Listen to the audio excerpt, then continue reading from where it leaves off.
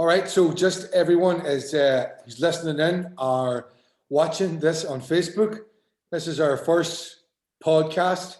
So the idea in this is to talk to maybe ex-players, players who played years ago, maybe players who didn't play years ago. We're going to be talking to players who have, or maybe are still playing. So basically along the way, we're just going to chat to players about growing up and their experience playing for Underage EA. With me tonight for the first podcast, I have Jonathan Boyle and Francis Doherty. We talk about what these lads have won in a minute, but the reason we asked these two, both of them are good mates of mine, so I thought we'd start off. I thought this would be easy, but it's definitely not going to be easy, having to had a pre-interview there. So we welcome you, Jonathan. Thanks for having me, big Seoirse Doherty. And we welcome Francis as well. Thanks, big Doug. Yeah, I think the way this works is that, as far as I know, it should be switching around between my screen and then it'll go to Jonathan when he's talking and go to Francis when he's talking. So, lads, I'm going to talk off just so a lot of people won't know you, won't remember, the younger ones won't remember. So, we list off some of the honours you've won there. You've run a very good team that carried the two of you a lot of the time. So we'll say going for, I know there's 2 senior championships anyway, both of you have won 2 senior championships, which anyone who's seen our new jersey will see the 6 stars on the back of our Centenary jersey, and the 6 stars count for the 6 championships that ours have won. And these 2 lads have won 2 of them. They're involved in 2 teams. So Francis, I'll ask you just first, on the side of, not underage, I'll ask John about underage in a minute, but on senior, can you remember what your county title list would be? I'm sure you've won a few leagues and championships and All-Ireland Gaeltacht, so what was it? Yeah, I suppose go back to 98, I suppose I would have been involved in the senior panel, probably mostly as a sub really, but when they won the All-Ireland Gaeltacht in 98, and then obviously might have played senior league in 99 and then the championship then in 2000, so winning it there against Unions. And we also won the league that year as well, so it was the double beat Glen later on that year. And then in 2004 we won the championship again, and then also put the double with that, and I think we beat Guidor in the league final that year, so it was kind of another double there. And then I think it was 2009 then we won the league, I believe beating Unions in the final on that occasion. Then there was All-Ireland, we won another All-Ireland Gaeltacht in Rossmuck and Galway. I think that was the same year, 2009, I'm not sure, but yeah, so I think that more or less right. A lot of the, that's quite a bit of stuff to be winning, all right? That's what it is. I was saying in that there, that Gaeltacht All-Ireland, I suppose then was, I remember that being television, John, and you were playing that day too. You were actually playing. You weren't just up like Fran. I was. Tell us, do you remember that day? Oh yeah, I do. Yeah, it's one of the better days I had with the club. I suppose it's not hard to know Fran's read that history book from start to finish because he's able to run that off sort of on top of his head, or Columbus beat it into him. But 98 was sort of the start of that, run into the championship in 2000. So although it was held in Philclara and Cloughanelly, we're traveling up and down each day and just took one round at a time and got through, and we eventually won in the final, which was good after a couple of extra times as well. So great crack at the time winning, and that was kind of, I suppose, a springboard on to 2000 when we got in into the final against Unions where no one gave us a chance. So that was good times as well. But we had a nucleus of a good team there before that, so it was just a matter of trying to keep it together and keep everyone, I suppose, fit and good players coming through, and we had some mighty players on our team at that stage coming into their prime, so everyone knows who they are, like Damien Dever and Michael Doherty and Dawn and things like that. So it was great. But yeah, 98, and then I suppose underage starting off. Me and Fran probably played the whole way up, but we won under 14s county final, and we lost a couple of minor finals against Unions. They were pretty good that time, in fairness. They were, just us and them sort of the whole way through. But they always seemed to have maybe a few extra players that beat us, and then we got hockeyed by them a couple of times in under 21s, which we sort of knew before going in, probably didn't have much of a chance. But you're giving your best shot. But the minor finals were probably a bit hard to take because we only lost by the odd point. I think just in one of them, sorry for cutting the cost, one of them was a slip, wasn't it? And Kevin Winston scored a goal in the last minute, I think. Yeah, Jackie McHugh came out to get the ball, and I think a couple of hairs went into place, and he tried to fix it and slipped. And Kevin Winston, as he is the goal scorer, kind of came in behind, and he stuck it away past Connor. So he didn't miss too often that stage. He was a great player underage growing up, so he was always a danger man. So you had him growing up, and then obviously Devaney then kind of took over from him in senior level, and it was just hard going all the time. You always had to be on your toes if you were a back or a defender. I just had to watch from the other end, but he was, they were two great players in fairness. So yeah, under 14. Before you go on, sorry John, not to cut across you again. You mentioned getting beat in an under 21 final there. I kind of remember that myself, getting a bit hockey, but there's a kind of a good story behind that if John and you feel like telling it, if you're brave enough now to tell it. I suppose we sort of going down, getting into the game. I suppose the game is probably gone at half time. I didn't look at the history book, but you sort of know that you were well beaten. And I suppose we came out of that thinking we had a good year, but we just weren't good enough at the day. And Johnny D was driving back from Ballybofey, and we'd sort of instructed him, or asked probably politely first of all, see what kind of humour he was in. Could we go by Donegal Town? Because the Abbey was in our minds at that stage, a couple of hours after the game, and we got a bit of a carry out and things like that. And geez, before we know it, in Donegal Town, our sing song was going on, and sort of we thought we sort of won the match. So by the time we got into the Donegal Town, into the bars, we'd sort of start telling everybody that we'd won the match. So word spread. That time it was before Twitter and Facebook and Snap and Chat and all those things. So everyone's coming into the voice thinking we're the county champions, and we were reflecting that by our sing song and carry-ons up down the back of the bar, which is good crack. But word got around pretty fast that we won, and there's good crack for a couple of hours, but we were well hockeyed when we woke up Monday morning. I think there was a lot of the older people in the club were fairly annoyed by that, all right, at the time. But you can't blame lads when they're young. No. I'm sure you wouldn't do anything like that now. Of course not. I'll be browning upon it. Fran, just going back to what's your first memories? I know your dad is heavily involved in the club and always has been.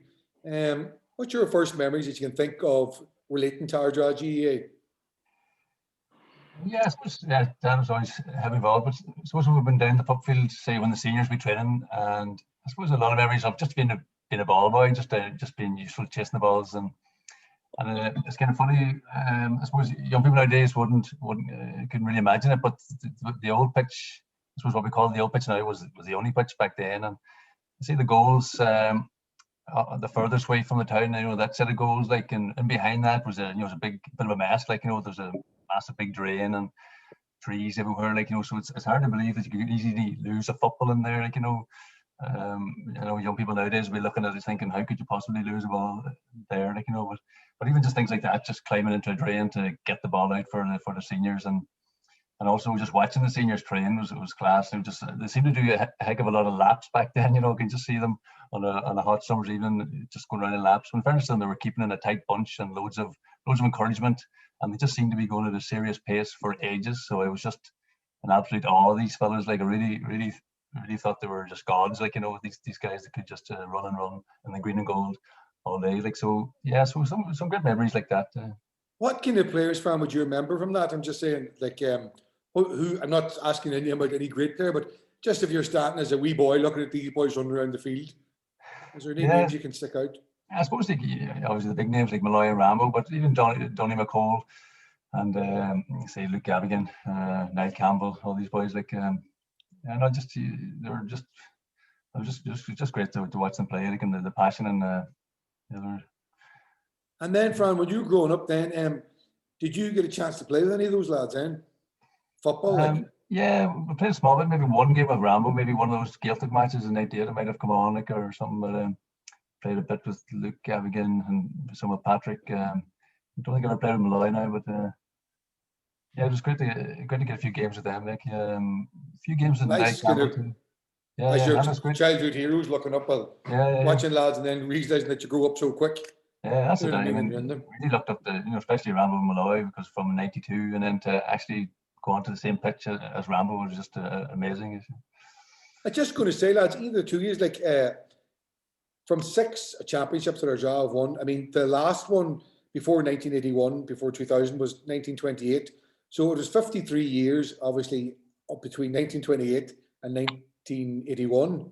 So obviously that was a huge celebration that I know you were probably only 3 or 4, but I'm just wondering, do either of the 2 years have any recollection of that at all? Or probably not, but No, definitely not. no. No, I was studying to get into national school and town school, so prepping for the exams that time. I know in church on the quiz on Sunday there, you were saying that you remember Buck Fizz in the Eurovision when you were only 4. I'm thinking, there's no way I would remember But that. I definitely do. I definitely do remember that. I don't remember that county title thing, but I remember the Bucks Fizz. See, George must have been going tut tut. They shouldn't be pulling off skirts like that, should he? I think George is up dancing to it. George is wild about the blondes, you see. Underage, a bit of success. I remember underage. I think we were probably about 10 at the time. Was I think the second team back then, the leagues were restructured, so the second team were playing in the Junior B Championship, and I remember I think it was Paul Manelis down the point was captain of that team, and I remember just really looked up to him because they won the championship that year and went on to win the league then a few months later. So so we really kind of looked up to Paul at that time because he was such a nice guy as well. Being around the shop, and he would always speak to you, and you'd be a fairly insignificant 10-year-old, and he would still know your name and say hello. Like, so he's one fella I really looked up to over the years. Right. Yeah. Okay. And Seoirse, I suppose with me growing up in the beside the pitch and being so close to it, like I was down there 24/7 from as long as I can remember, and the old goals facing our house was always the scoring goals, and what as Fran said, it was our pitch, the main pitch, because the other pitch wasn't even a thought probably at that stage. But my memories growing up when I was down, probably same as Fran, getting the ball and being at senior training, they're all going around and it was getting quite serious. You knew it was championship time when they were getting really serious about it. But there's one thing sticks in my mind. There was some sort of drill going on, and I remember Red Declan, Galler and Luke Gaffin got into a bit of a scuffle, and there's a couple of fisties thrown. So I can't remember who threw what, but I know there's definitely a good old shindig going on between the two of them in the middle of training, which is probably good to see. We've gone through, I've seen it,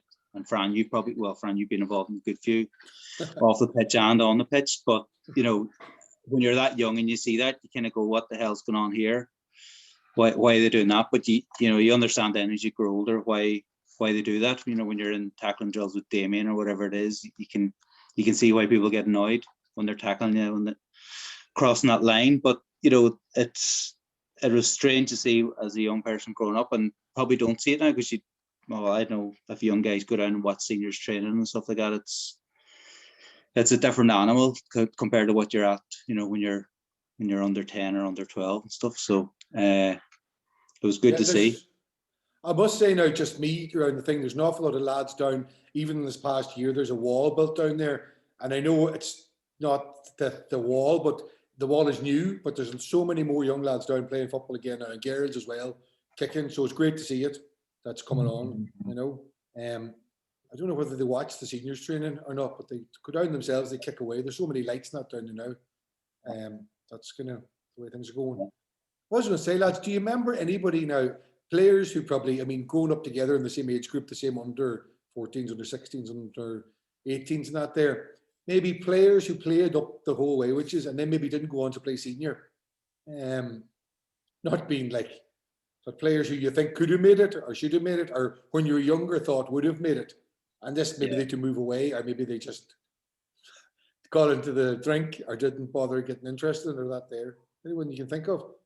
Well, I suppose got someone, so I'll say it just in case Fran says it and then they go, oh, he's just saying it because he's his first cousin or whatever. But David Diver was excellent, left half back or right half back. And Jim Michael was managing sort of at the time. And he sort of had, it reminded me when you see Damien playing later on in the years, or, as he grew into the player that he was, you could see that David had sort of the same attributes as Damien. And he just had that sort of skill and composure on the ball that probably we didn't have when we were playing during the matches, against whether it be Dunlow or Glenties or wherever it was. So he was definitely one player who had the skill level maybe to go on further, but just didn't work out for him. And then Damien obviously did, so which is great. But I think David Diver is definitely great. I think Michael had him captain. I can't remember. I think he was at one point, but he was on our teams anyway. He was excellent. Right. I suppose David had to move away then too, and it's hard to fill kind of everyone's looking at you too, maybe to be like Damien and carry on then too. It's difficult. Yeah. Although Brendan managed it handy enough. I wouldn't say it was handy for him, but he managed it anyway. Follow the footsteps of his dad and his granddad and all that. So, but he had the determination and all that to succeed. So that's what you need. It's probably 90% determination and 10% skill. That's it, exactly. It's the drive. What about you, Fran? Is there anyone you can remember? Loads of very good players underage. It's like I remember Hugh Byrne was very strong underage. He was a very good fullback, and if he kept going, because obviously with the brother Kevin and Seamus, so great footballers, so it would have been in him. And say Mark Boyle and Jackie McHugh. Jackie probably ended up heading out for him too. So, but if those lads kept it going, they would have been brilliant players, I'm sure. Who would have been? Actually, I remember a good story of Hugh, if he's ever listening. Somebody, I don't remember what it was years ago, but there was theirs, but Hugh hadn't been down playing. He came back maybe a couple of evenings and he trained. But one of the young fellas ran into him and he thought he ran into the tree. The old trees in front of the old dressing rooms? He actually ran into, it was Hugh Byrne he ran into, and he thought he'd run into the tree because he was down hurt, and that's what he thought. So he's very strong. I remember I said one day, I think Michael Donald was trying to get me to jump for the ball more or something, so he put me up against Hugh Byrne and he threw the ball up between the two of us. I don't know, 7 or 8 times, and Hugh won it. He won it 7 or 8 times. So I think John Michael just stopped throwing up then.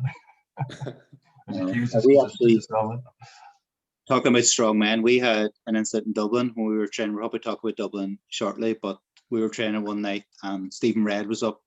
I think he was working for Eddie at the time, so he was Eddie's main man. I think he's Eddie's number 1 labourer or whatever. And so he was, Eddie needed him, but we're doing a tackling drill, and I think he ran into Cassidy, who was quite strong at the time, or maybe stronger.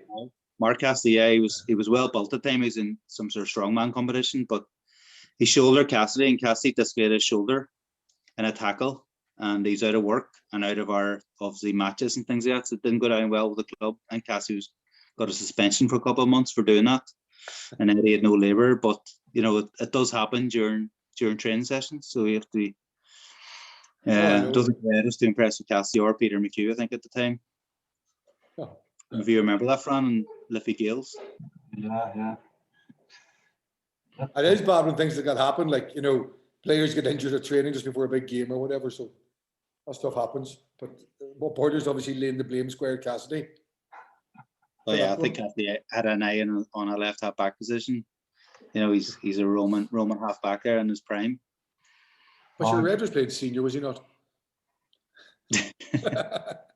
Robert Burns getting injured before games there, even just come back to 2000, was it the game in Towney? It was against Donegal Town, was it in Towney Towney? But I think working through that, Homer got injured, the next thing working through that Damien's injured, all this right before a county quarter final, and going into a game like that without them two fellas was a bit of an ask, but I think other fellas stood up.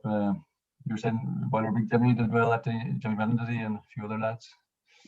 Listen, Big Jimmy was great. I think for us coming into the team, himself and yourself and maybe Conal Doherty and Conor Curran and things like that from the minors and stuff at that time in 2000 certainly, and just a couple of years after that, Jimmy was great around the young guys coming in, giving inspiration and having just chats you maybe on your own where no one else listens. So he's not shouting in front of everybody and being the big man. He's just sort of trying to get you motivated because he knows maybe you've got the skill or the intelligence to do something to help the team. So I think he was very good, and it was underrated what he sort of helped out with the team. So he's not doing it. He's not shouting at half time, or he's not shouting before the game, but he's doing it either on the pitch by coming on and, you know, scoring an inspiration score, getting a big hit in.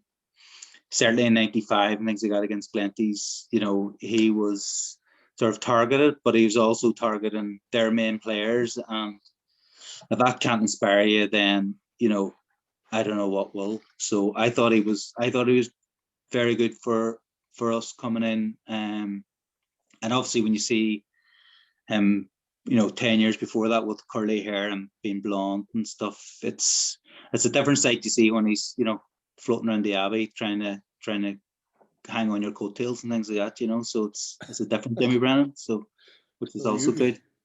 He helped you out, you helped him out too. That's about tag team, you know, like Top Gun or whatever, you know. So Francis, I know before in 2000, and both of you spoke about, especially I remember talking to you before about Anthony Harkin having a great influence on you.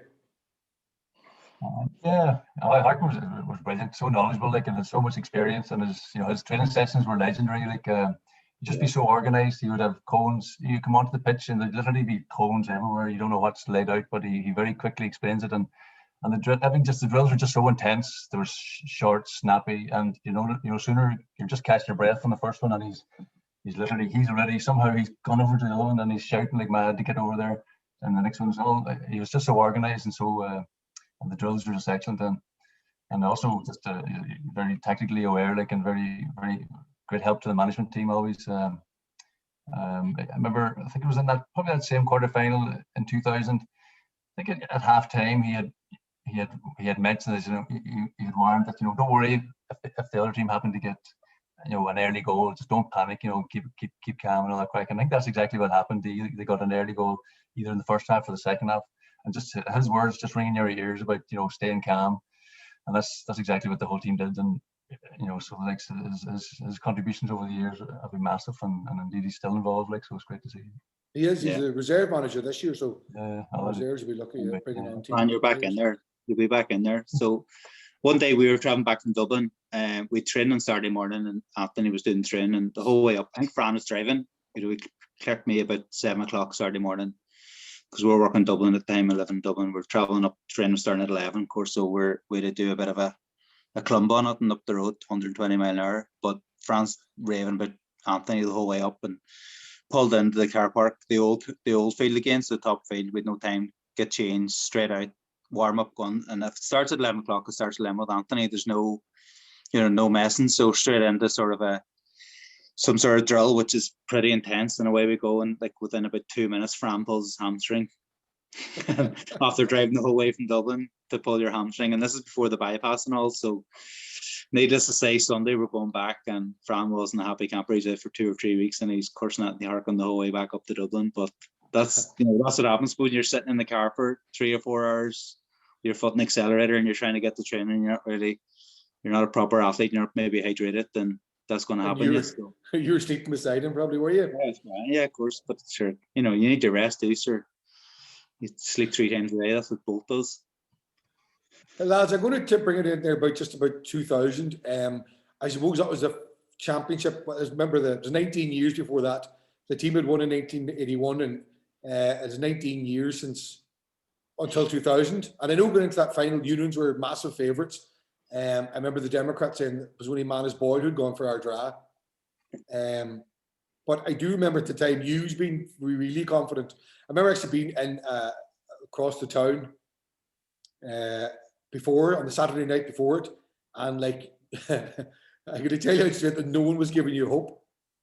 That they weren't really. I know that there, but I remember saying, I've had this conversation with you before, afterward. But you two lads, and even Conal Doherty and Sean White and all of them, were just absolutely 100% sure that you were going to win. Like, can you remember the lead up to that game or anything about it?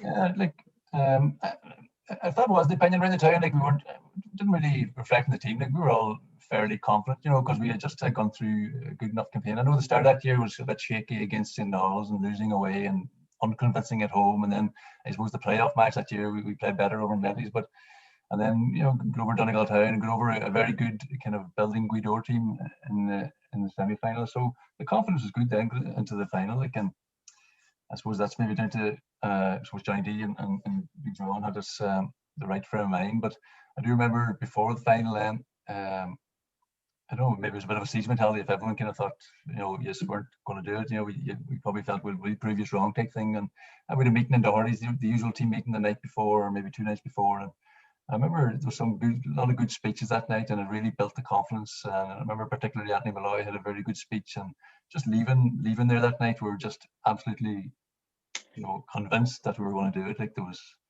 was it. It's more or less just turn up and do the hard yards and get it, and we would do it, you know. So we were very confident going into it, not overconfident, but just confident, you know. So Do you remember the lead up to that, Jonathan?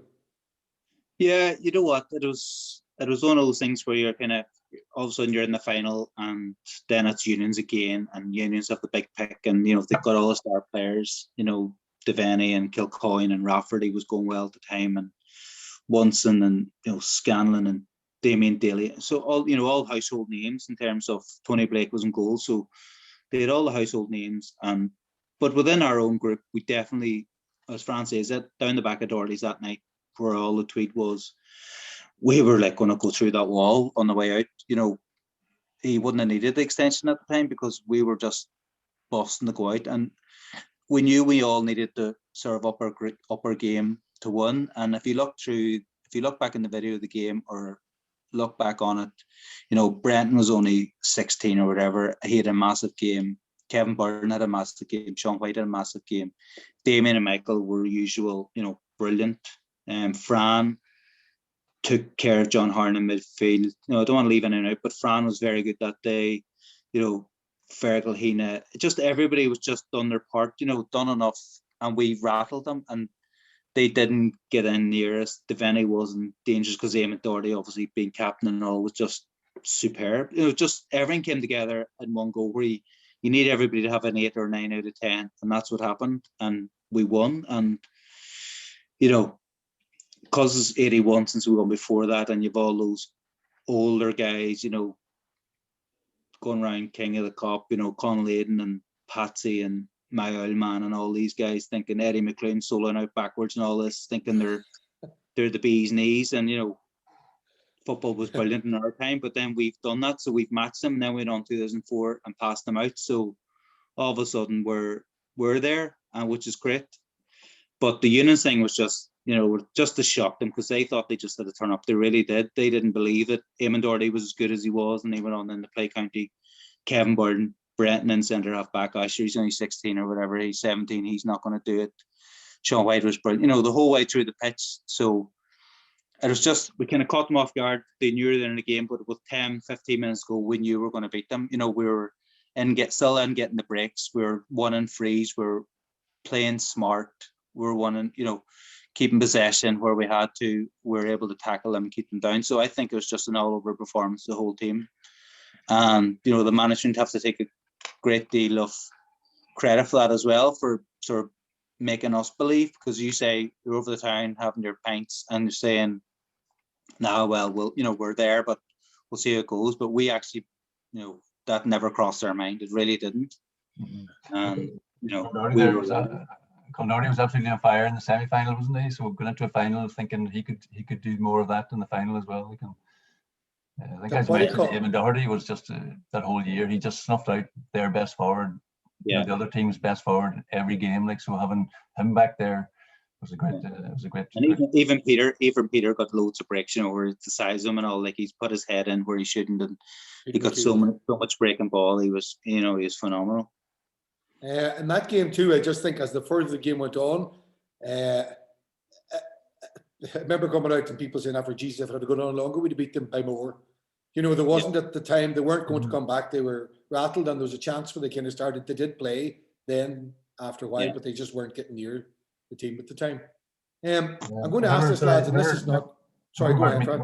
Remember Mark McHugh was in the commentary, and like, you know, he kind of wasn't believing really the whole game, and eventually Boyle got the goal, and he says, now they have a chance, you know. But we were thinking, well, we were in control of the whole game, like, so I don't know why it was only when the goal went in that we had a chance, you know, like. He wasn't very confident. So I suppose that was maybe everyone's opinion, really, that, you know. Well, it was. I remember the paper. That Democrat has a thing with 9 people, and one only person who went for our draw was Manus Boyle. And I think one of the things that Manus said, I know, but he went for our draw.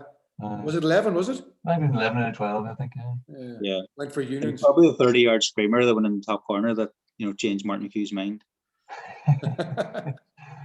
But I think man said because you were younger and growing up, you didn't know what it was like to lose. The lads before you, and that's not saying putting them down a bit, but were always good and always got thereabouts, and we'd be interviewing them further on down the line, like Niall Campbell and Patrick Larry and them, and you remember them growing up, but they just always fell at the final hurdle. I mean, they were playing against a very good Killybegs team, but that's for another night to talk about. But yeah. You guys at the time were young and weren't used to getting beat, so you thought you were always going to win. And they were great players. Luke Gaffigan, John Kennedy, Ted Breslin, Jimmy, Luke Brennan. There's probably loads of people I'm going to leave out, but they were great. They were great players, in their own. Eamon Cunningham, Jared McNeils. Like I remember watching them all the time. They were class, but they, and with Patrick in there as well, and just so many good players. Just didn't work out for them, I suppose, in terms of maybe club, county championships, or whatever. But and they were so close so many times, like just a yeah.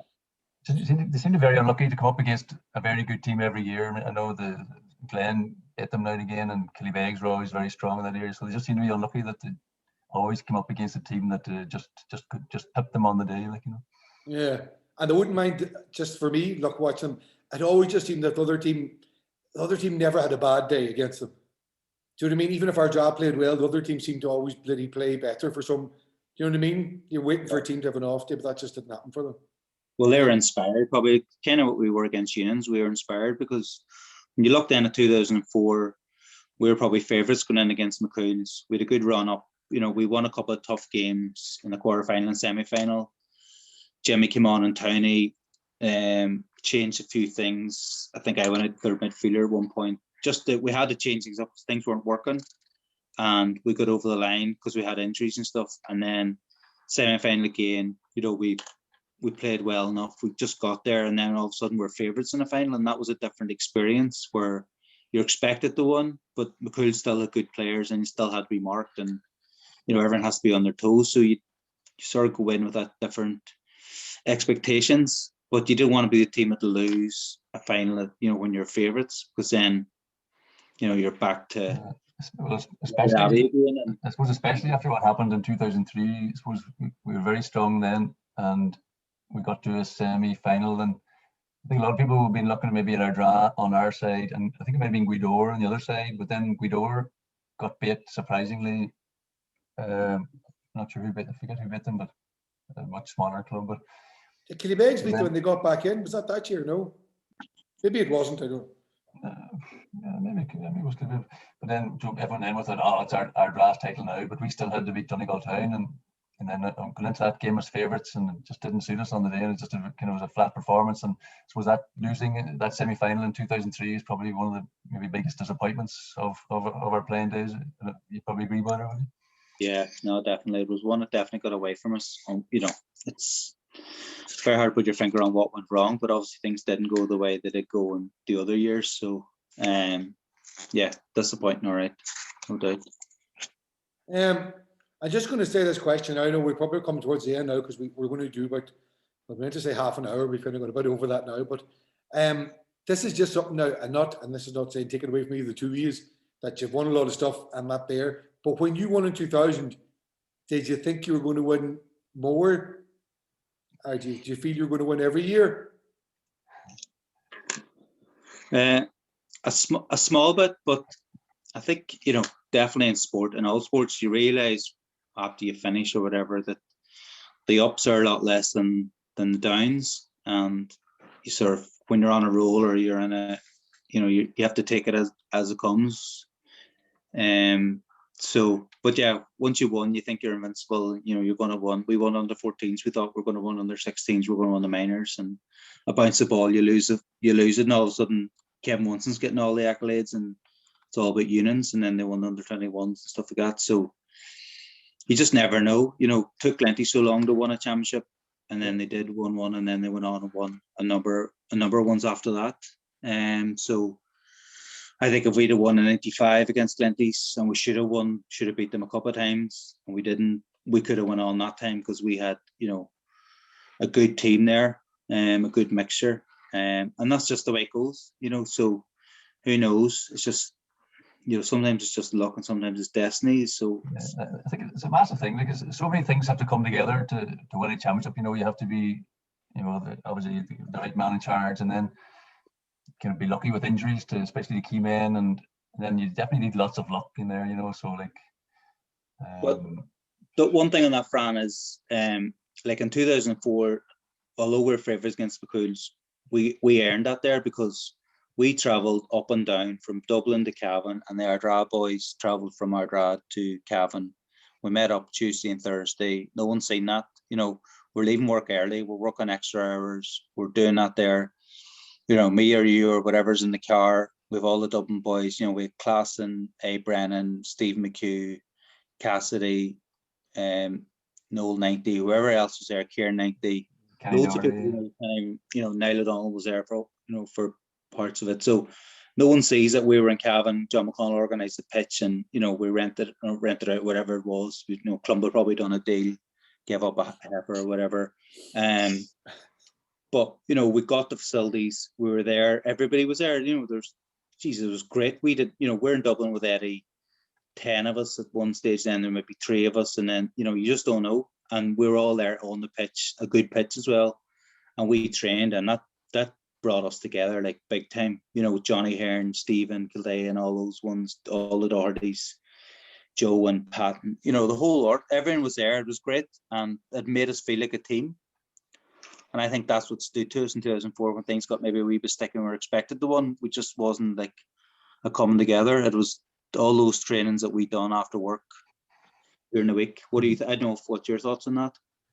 Yeah, well, a special mention. It has to go to Eddie McClune for more or less keeping things together in Dublin for all of those years. Really, I'm not sure what year he came on board. It might have been 2002, maybe I'm thinking, or maybe 2001. But he was just brilliant, organising trainings. Every year, he had the pitches organised and the sessions planned out, and took most of the sessions himself. So Eddie was just brilliant for those probably best part of 10 years he was involved. Yeah, it made it great for us players. We just had to turn up and train hard, and we didn't have to worry about organising things. So Eddie was massive for us here in Dublin. There's the only thing about Eddie was he went in some coaching course down in was it down off Wexford or somewhere? I think it might be a hurling course, but anyway, he was on some course, and he came back the next Tuesday and he was all busy. He had some book, and we're like, what the hell is he doing with the book? Like, what's going on here? So we started doing this warm up backwards, and we thought, right, okay, we're doing a warm up backwards, and all. We kept every drill was backwards running or training, and an hour and a half of this and running up hills and running the pitch backwards. And of course, the next couple of days, we woke up the next day and we couldn't actually move because the muscles were all just pulled out of our legs. So we'd have missed the game on the Sunday. But Eddie, I don't know if he was some sort of coach from basketball coach, or he's in the wrong course anyway, I think. But he never admit what that book was that he was reading out of. But fair enough. Next week, I don't think we're doing much backward training after that. All that backwards running, I think it had turned out he had the book, he had the manual upside down, I think. But Seoirse, you remember that the time you were up there as well? You're training with us in Time and Park, and I remember that. Yeah, it was always that training was hard. Not that I was ever very fit, but I do remember going back down then and training with reserves. And at the very first time ever, I was at the top of stuff, being able to finish it off because there was only 5 or 6 at that stage, and Eddie was just the training was unreal. Like, I think it was 2 because there was nowhere to hide. You couldn't go to the back because there's only freaking 3 or 4 fellas. Like, but Eddie put in a mountain of work in Dublin to pull things together, because if you didn't have that, you wouldn't win anything. If you had lads training all separately at different clubs, that's really, really difficult. Yeah, we had blow-ins from all other clubs as well. Like, they all knew that we had a good setup, and Eddie had set up. So we had St Knowles, Four Masters, Glen, Neve Clumba, Killybegs, Kilcar as well. There was other players living in Dublin training with us at the time, and I think they appreciated that. That they were able to come into a sort of an organisation where it was structured, and it wasn't just running around the field in the dark and in the lashing rain. There was a setup there, and there was a plan in place. I think it was good. It probably helped us too in terms of backs and forwards and stuff. Whenever we did see the ball, I think we've seen the ball 1 month a year, but when we did see it, it was quite good.